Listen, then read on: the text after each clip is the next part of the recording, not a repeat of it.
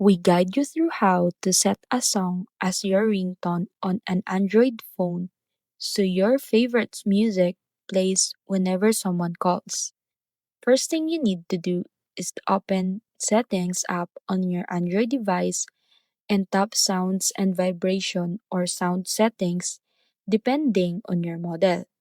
Next, tap Ringtone and select Add Ringtone or choose from Files, then navigate to the song you want to use, whether it's stored on your phone or downloaded from a music app. Once you select the song, adjust the start and end point if the option is available, and tap Save or Set as Ringtone. Your Android phone will now play the chosen song whenever you receive a call. This method works on both iPhone and Android phone and Samsung devices in 2026, giving you full control to personalize your ringtone without third party apps.